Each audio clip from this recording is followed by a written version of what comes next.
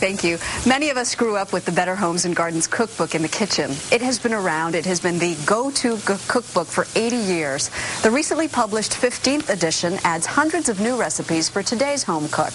And contributing editor Scott Peacock, the iconic chef of Southern cuisine, is making some of his favorites for us this morning. Morning, Scott. Good morning, Maggie. Did you have this cookbook in your house when you were little? Oh my God, this is one of my oldest friends in the kitchen. It's right in my Plaid cookbook. Yes, it was the cookbook in the house when I was growing up in Alabama, and I really learned so much from how to make pie dough and cakes and all sorts of things. And you can still find those great tips in the current edition. Yes. And I love that it still looks the same, so it conjures up kind of the same comfort. Yes. But they modernized it. Very much. It's familiar and friendly, but it's very much for this generation. It really reflects the way that families are cooking and eating today.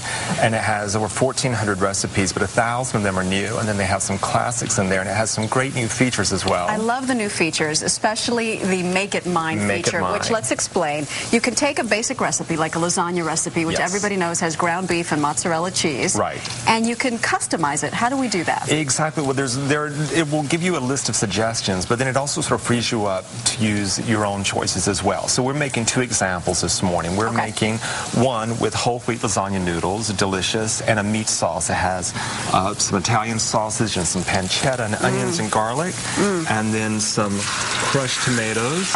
So let's start with, first you make this, right? Yes, you saute exactly. the sausage, the onions, the tomato, tomato paste. Yes. Mix and then it all up. This down, make into a nice sauce. Oh man, we're scooping up all those little brown bits. And some Italian seasoning. And then you make this wonderful sauce. Okay. Then you have a little bit in the pan. You have your whole wheat noodles. All right. And then you make a wonderful filling with some fresh ricotta cheese and some egg and some Parmesan cheese. Nothing mysterious there. But then we're adding some crumbled goat cheese and some roasted peppers and garlic and things we really love. But you can also then customize it. There's another version in the book. And you make all these choices yourself.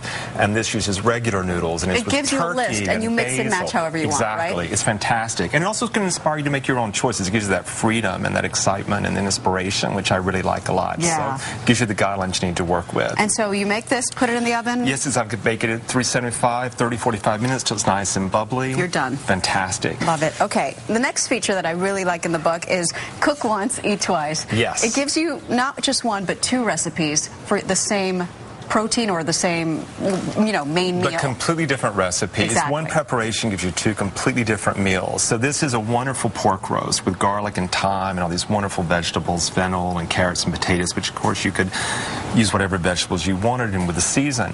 And so this is one night with this delicious pan sauce, but then the next night or 2 or 3 days later, it becomes a wonderful sandwich with roast pork and fig preserves. And the recipe for that sandwich is in there as well. Absolutely. And risotto. I love this. Great recipe for risotto, that you have risotto one night, you're entertaining or just for your family. It's a great dish.